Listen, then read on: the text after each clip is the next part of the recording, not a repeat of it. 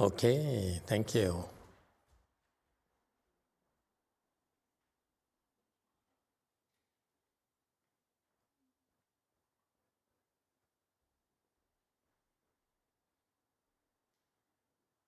Good morning, everyone.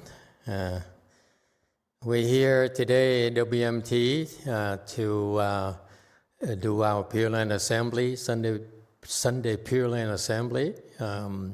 This is my last one here. I know. It's life. You are right. And after this, tomorrow I probably...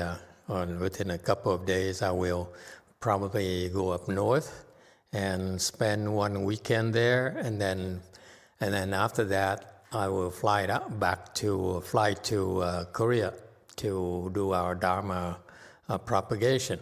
So we go there twice a year. That's how important they are to us. And so this is goodbye. I'm getting emotional. But I'm so glad to be able to say goodbye to all of you. Just in case, should something happen, continue to cultivate. I hope that you become enlightened soon. But very pleased. The fact we started a long time ago, something like 17, 19 years ago at Lu Mountain Temple, never thought we could go this far together. There's so many of you who've been with me for very long, and it's nice to still see you. I don't know, you remember Roberta? Huh? Roberta? Somebody brought her up yesterday. Yeah. And anyone heard of her? Is she dead or what? She used to be my sidekick. Yeah. In the early days, I was driving around all day and doing what I don't know. And she was sitting on my right-hand side and commenting about how others drove. This is a bad way to drive. It's really, really cute. Anyway, so that's where we are. We am very proud of that. The fact that you all come such a long way. We all come such a long way. I haven't changed much except that I aged a lot. Lots of wear and tear, but many of you have improved so much. It's so impressive. I'm so glad to see that. So I hope you continue to come to the temple. We've created an environment where people can come and practice safely. You come here, not worry about anything. Just cultivate, improve, and heal yourself. Prepare yourself to go to the Pure Land. And maybe one day we have the chance to have more programs for your children, so that they are not, don't have to roam around so much.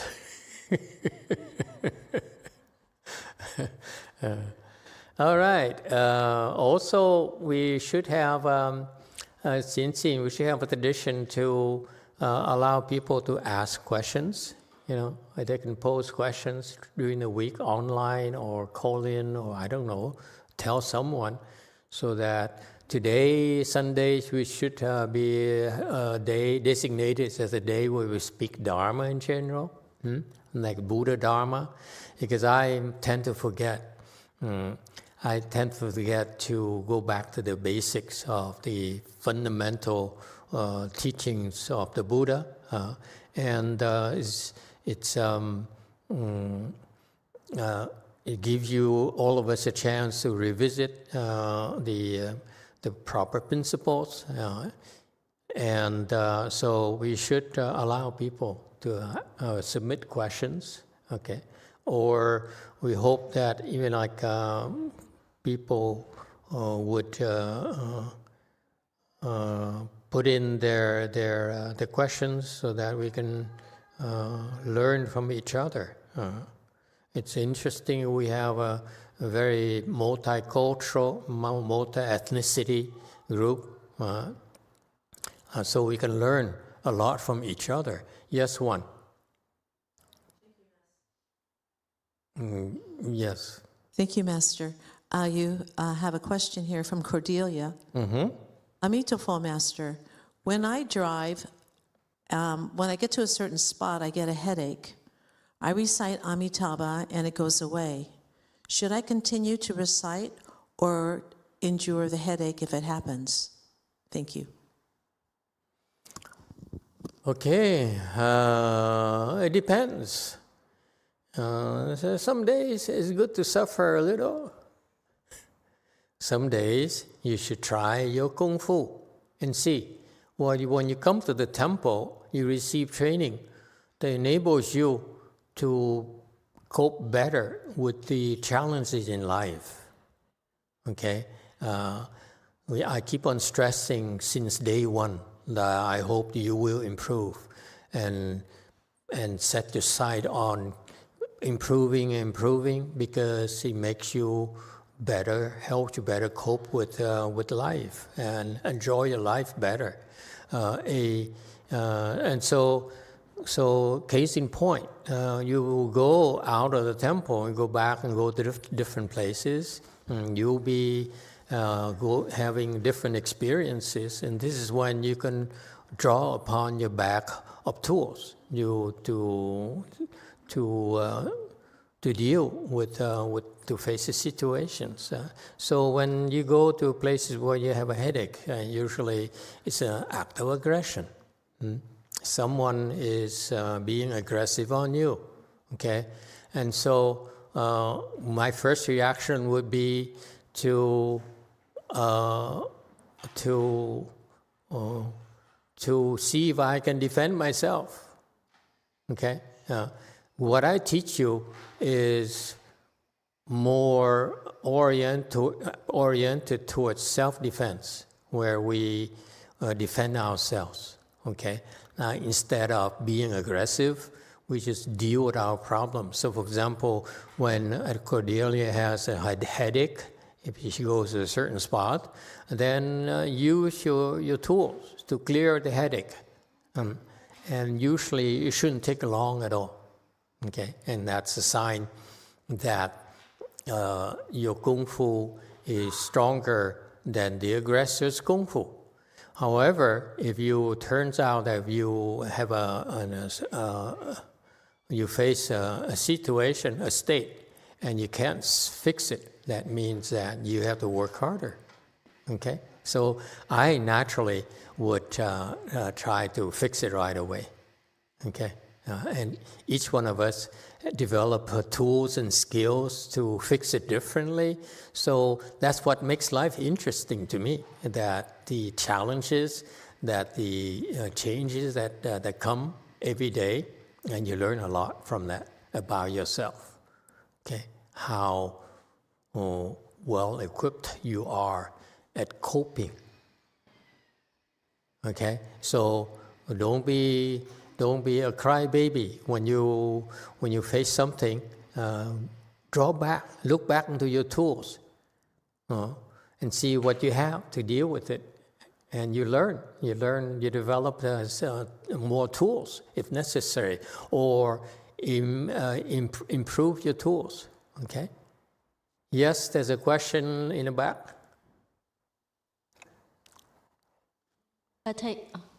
Dạ bà thầy, con có câu hỏi. It's a little bit gross, so I'm not sure if it's okay to ask.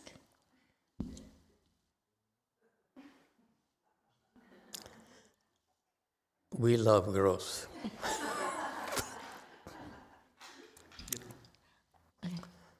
Dạ, mình thích những cái thứ gớm hả? Yeah, you may ask. Yeah. Yeah, thank you. Yeah, cảm ơn thầy. So lately, when I've been sitting in meditation, I've been having more intrusive thoughts. And usually, I still have intrusive thoughts, but they're not as bad. But lately, it's been thoughts relating to, say, if I'm meditating and I feel like I have to use the restroom and I have to poop, then like poop would appear. Ew, that's And gross. And I would see like the poop flying around between myself and the Buddha. And then I try to stop thinking about it because I feel like it's offensive, but then it keeps happening. And the more I try to stop it, the more it keeps happening.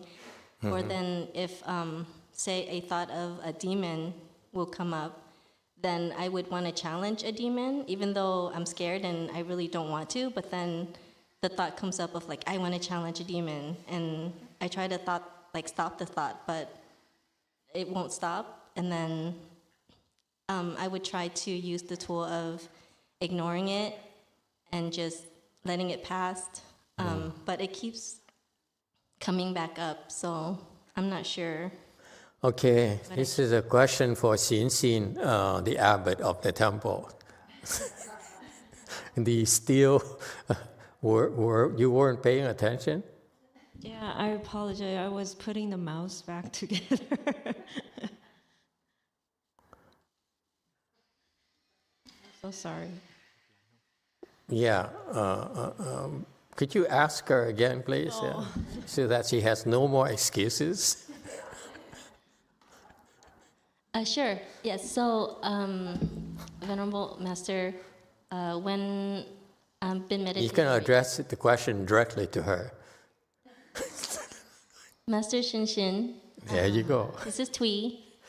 I would like to ask a question regarding my meditation obstruction. So lately, when I meditate, I would say if I feel like I have to have a bowel movement, then I would see poop everywhere. And like between myself and the Buddha, and I feel like that's offensive to the Buddha, so then I try to stop it, but then it would just keep happening, even though I'm trying to say, no, I really don't want to think about this poop, or like the poop would like fly all over the place. Ew.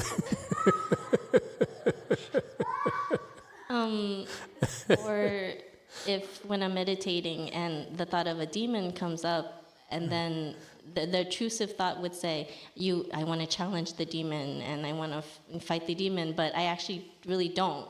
And I keep saying, no, I really don't want to fight a demon. Like, I'm not strong enough and I just want to meditate. And so as it continues, it would just keep happening. So then I'm afraid that since it's my thoughts, then I'm creating karma and I might be sending messages out there that I'm not supposed to. But then I really can't stop it, even though it's not really coming from me. So I'm not sure what to do. And when I ignore it or I let it go, then it just keeps coming back. Thank you. Go ahead. Even if the thoughts, you think the thoughts is coming from you, whether it is or not, you don't do anything. Don't do anything? Don't do anything. Regarding to the bowel movements, it's a healing process, so toxins being expelled, so there's nothing to worry about. You're not curious about it? Is it a real, she really needs to go, or just a thought? If she really needs to go, she should go. No, ask her. No. Hey, Tui, is just a thought, or you needed to go? Yeah, but sometimes it's just a thought, and sometimes I really do have to go. So I do go after, but sometimes it's just a thought. And after you went, did you still have those thoughts of making a mess everywhere? Yeah, yes. You still do? Yeah. Still did. Okay. Master Z, this is your question.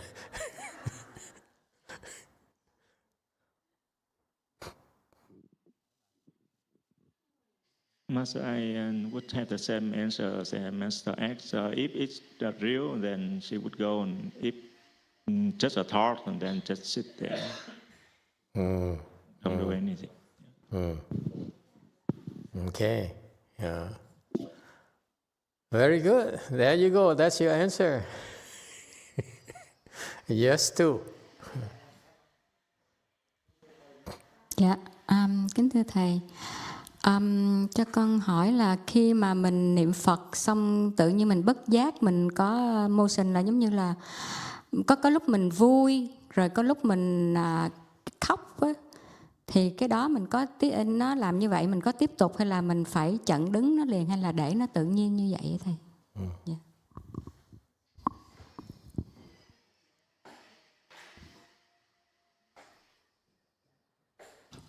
Hello, Master.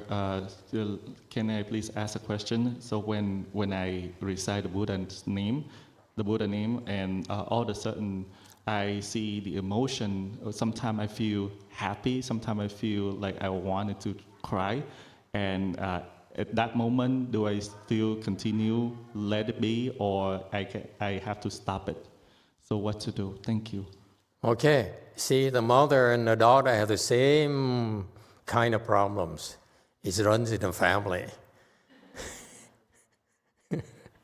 The principle is very simple. When you meditate, okay, when you practice, it's a drill for you to learn to recognize states, experience states. So whatever you experience during meditation or while you're reciting the Buddha's name or reciting mantras, whatever goes in through your mind, okay, it's called a state. And whatever it is, you ignore it. Except for the case when you have to go, you should go. Okay? You don't want to ignore that. But other than that, anything that's mental inside of your head, okay, it's called a state. To go is a physical state versus a mental state. When it's a mental state, whatever it is, it's basically a distraction as far as you're concerned, because your job at that moment, okay, is to focus single-mindedly on what you're doing. Reciting Buddha's name, reciting a mantra. That's your objective. Therefore, whatever other thoughts you have is basically a distraction. Okay? And the Chan people call it state. Okay? It's a polite thing. It's a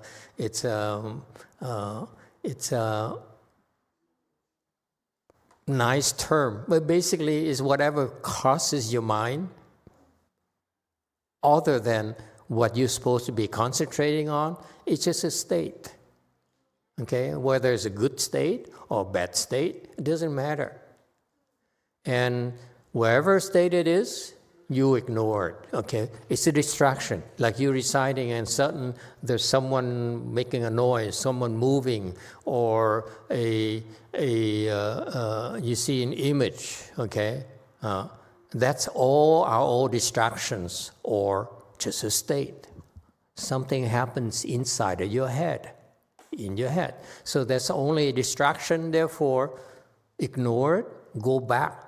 Instead of following that, okay, go back to your recitation, go back to what you are working on, concentrate on that. Okay? This applies to your daily life as well, because you're training. This is a training for you when you recite the Buddha's name or meditate. You are developing the skills to ignore states and concentrate single-mindedly on what you're doing. Is that clear? This is why you get together here. Whether I'm here or not, it's not that important.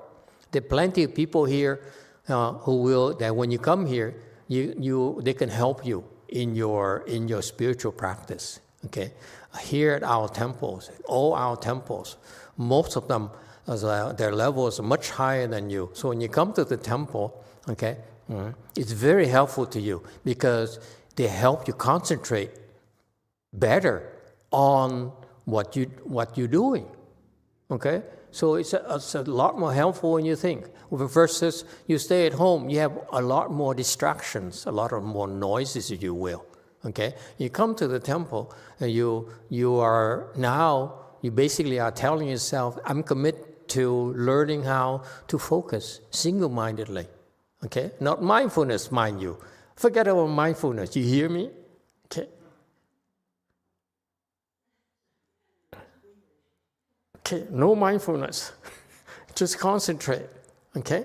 All I want you to do is you come to the temple. If you sit there, okay, nothing happening, recite the Buddha's name. Can you do that? Okay, just recite Buddha's name or recite a mantra, whatever you like to do. Okay? Don't let your mind wander. Don't waste your time.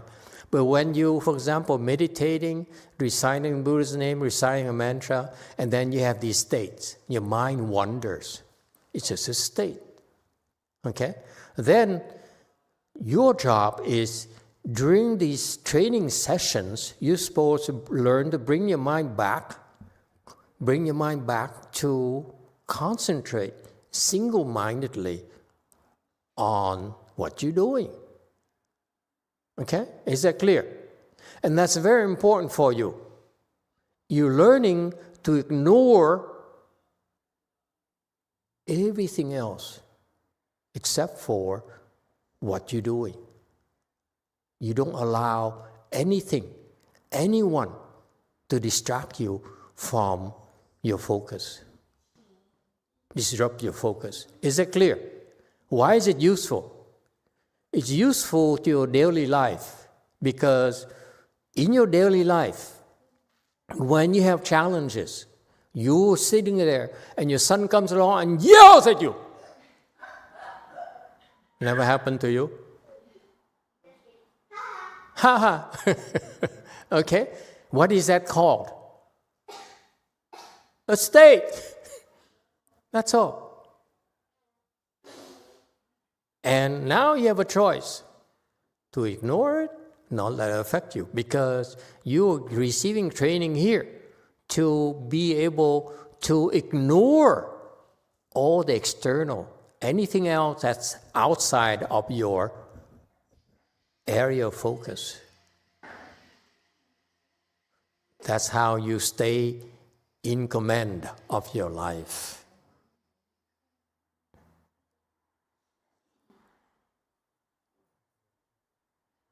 Does it help?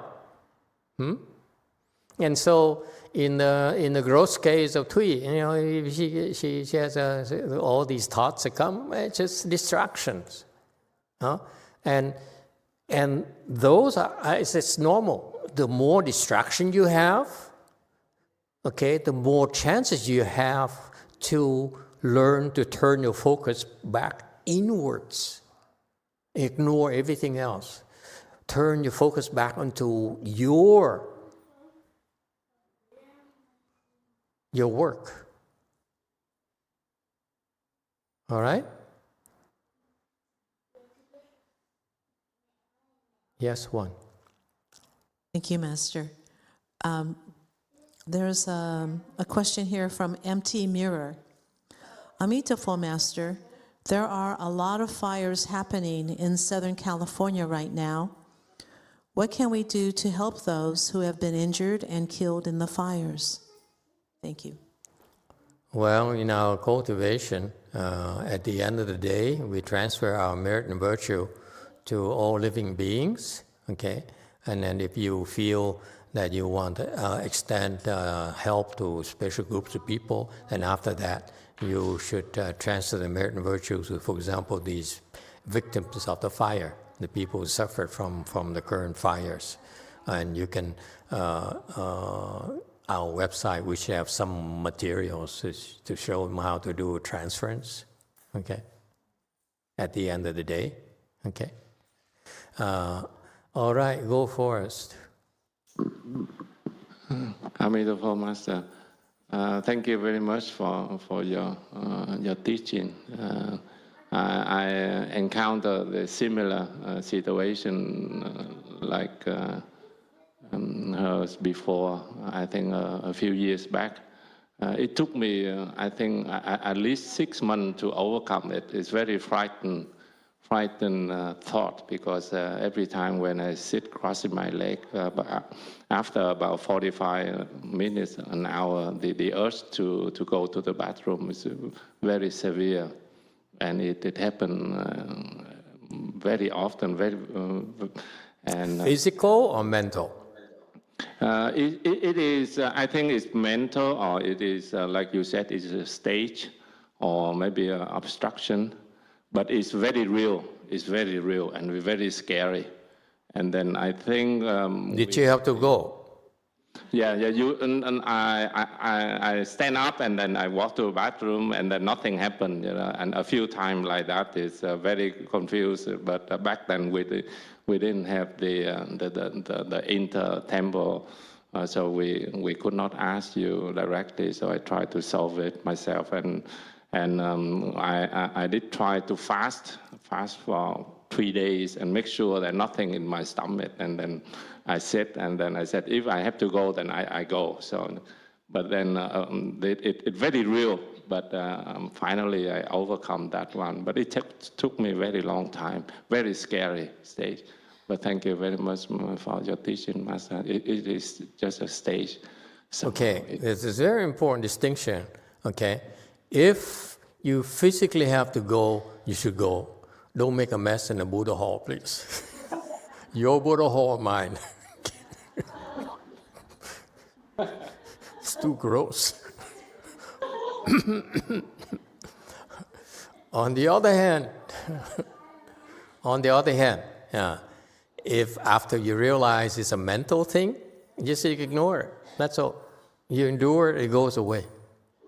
Also, it turns out that quite more often than not, and then you realize that to go there, the urge to go is a lot more commonplace than you think. It's your body's natural way of expelling the toxins. When you meditate, when you recite the Buddha's name, you are actually cleansing your body. Believe it or not, it looks like you're just doing something silly. Actually, it's cleansing your body. Okay, and the cleansing there has residues. It has to go out somehow, either through your breathing, through your urine, and through bowel movements and so forth. It's a natural occurrence. It's a good sign, by the way. So it's nothing to worry about. Okay? In my personal cases, I have experiences like that as well. Not just that, but if you think, it's actually very, very itchy around the gross area. If you think you're gross, I'm grosser. very scary. Okay, it's very, very itchy, and eventually these experiences that you go through eventually will help you understand better about your body, how sick your body really is, and how it got healthier through your spiritual practice. It's natural.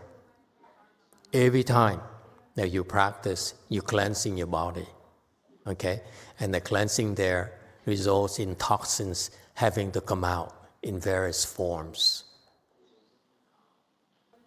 All right? It's a natural thing.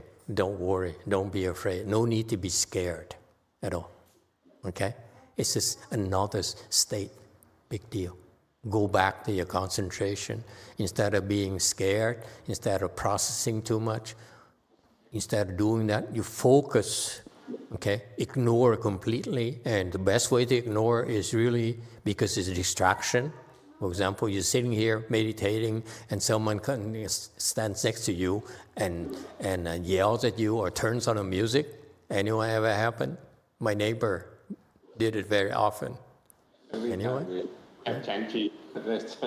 Next door neighbors in particular is not someone inside. You can say, hey, put it down. But it's a neighbor.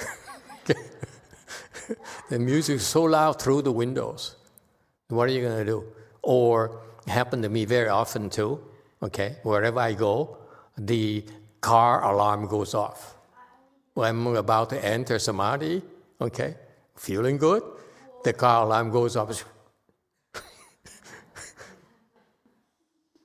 Everywhere I go.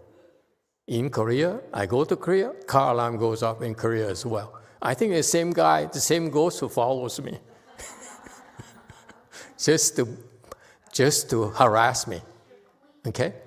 And so when those cases happen, including when you have those gross things, what you can learn to do is focus strongly on your work, on your meditation topic, okay?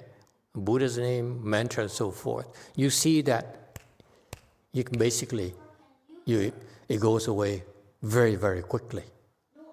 That's the best antidote. You hear? Okay? Try it, you see. And as you become more skilled, you'll be better at it. Okay? Yes, 5 in the back. Thank you, Master. When I meditate, when there's a moment where I try to push the pain barrier, that's the moment I get really nauseated and vomited. Mm-hmm. It feels like it's not your thought. It's more like physically. Yes. And it's like, it's kind of throwing up. It's kind of gross, but it feels like my body wants to throw up, and I get nasty headache. Mm-hmm. And it prevents me to do further meditation. So I stop, and after that happens, when that triggers, this headache and nauseated just linger for days and days. Mm-hmm. So what do I do? See a doctor. Okay, thank you. I'm kidding. When that happens, the first thing you do is make sure you have something there for you to do it, okay? So that you eliminate immediately the worry that you're going to make a mess. Very important, okay? Whether stand up to go to the bathroom and continue in the bathroom, it's okay too. But you want to make sure that you eliminate this fear that you're going to, really be a very messy person, okay? But other than that, okay, these are, your particular experience is an indicator that I just mentioned that you are breaking through. And that's why your body is trying to shed a lot of toxins. And you should have not stopped. Next time it happens to any of you, you should instead focus on, you make sure you prepare for the mess, okay? But after that, you ignore it and you focus on your work at hand, and it will take care of it a lot quicker than you were to stop and run away, and it would take a lot longer to overcome it, okay? It's an opportunity for you to make a leap. Shh, that's a secret. Okay, don't be scared, just focus. DTT. Amitabha Master, I have 2 stories I want to share about how Chan made the life better for me and my families. It may take a little bit longer time. I will try to be brief. One thing is my 14-year-old teenage son, last week he was sick. My husband was sick, spiking fever, headache, and he was not able to do his homework. And one day night at 10:30, I was already very tired trying to put the kids to sleep, and he walked to me and said, I was procrastinating, I have work to do, I don't know what to do, I won't be able to finish.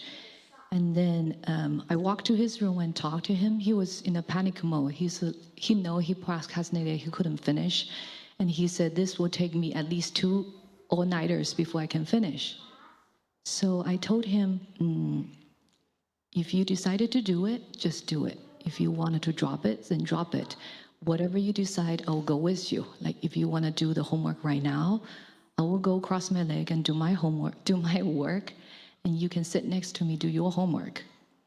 But my only request is you need to do your homework crossing your leg. Background information is my older one is willing to cross the leg when he plays video games, but he never crosses the leg when he does the work.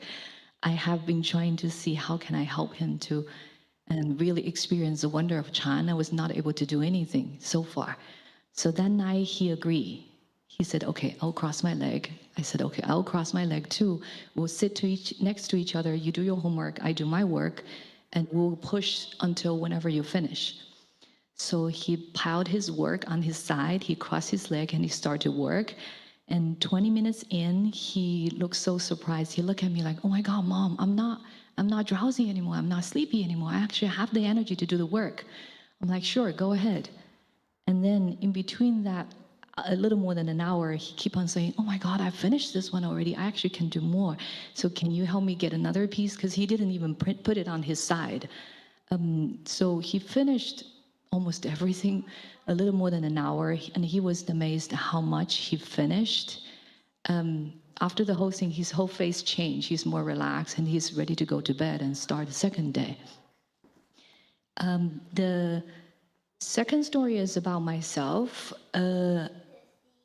I don't know what happened this week. It's just very, very tiresome. Maybe kids were sick, and Friday morning, I was on the edge of calling sick, but I figure I have 2 very, very sick patients.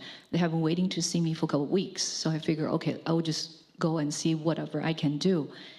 So Friday evening, I know I was exhausted because when I get home, the kids was having a headache. So I tried to do the oil and do some massage. And not surprisingly, I start to have headache right after.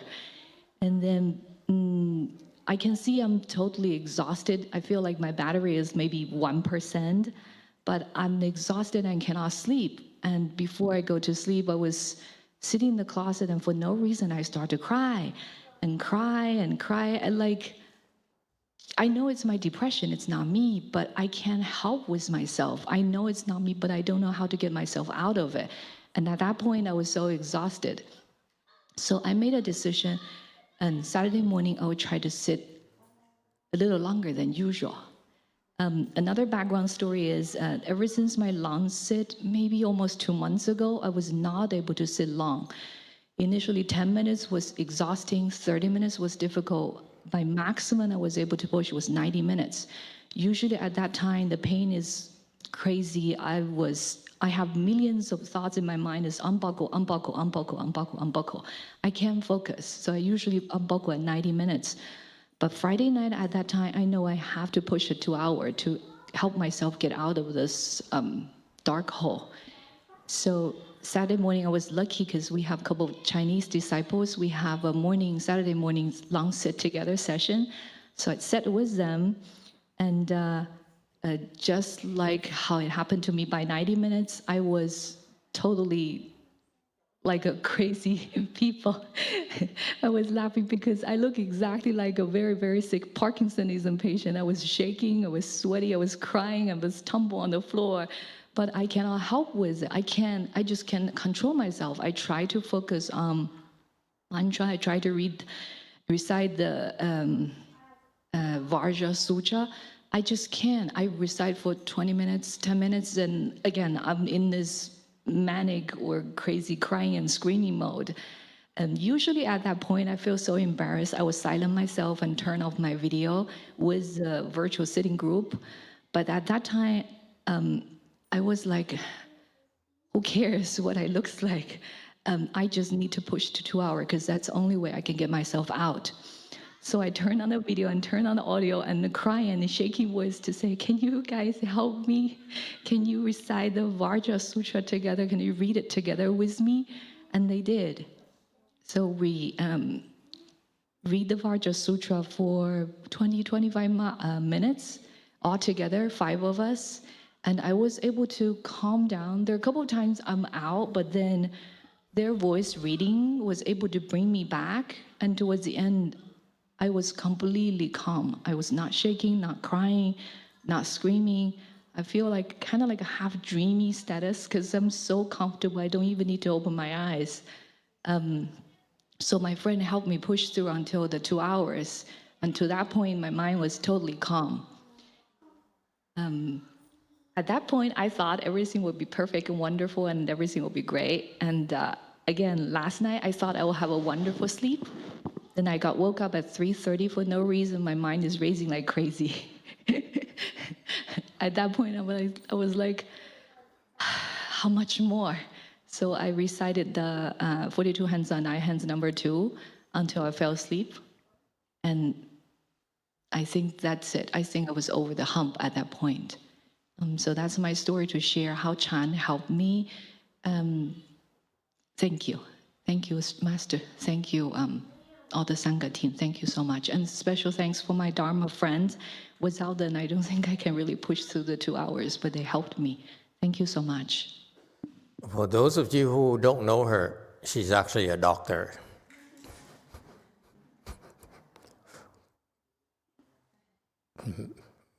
Have been one for a long time. Okay, as we talk today, it dawned on me that the one thing that you could do to help your children. The younger, not much you can do for them, but if they are old enough, I think your goal should be to convince them that they need to use meditation when they are in certain situations.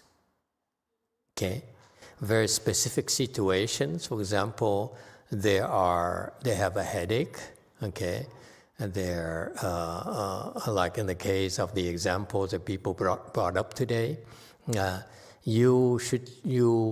It's a lot easier to teach your children, to convince your children to meditate or develop meditation skills when it's like a cool tool for them to use. When they have, for example, they're not feeling well in the stomach, they have a minor headache and so forth. If you convince them to meditate right then, you have very good chances of them believing in meditation, and that meditation is a very important tool for them to have the rest of their lives. They're tired, or they're especially indigestion, some headaches and so forth. This is when the kids are looking for something cool for them, some cool skills, some cool, let's say, tricks for them to use. Okay? Keep that in mind. Does it make sense to you? Am I making sense? This is what motivates the kids to learn. Okay? It's transactional for them.